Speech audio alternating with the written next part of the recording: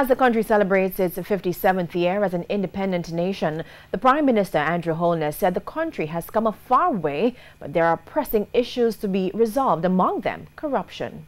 And the institutions we have built to implement it, Jamaica will see appreciable improvement not only in the perception of corruption, but in the deterrence of corruption and the detection, investigation, and prosecution of corrupt acts. Now, in his Independence Day address to the nation, opposition leader Dr. Peter Phillips also highlighted issues plaguing the country.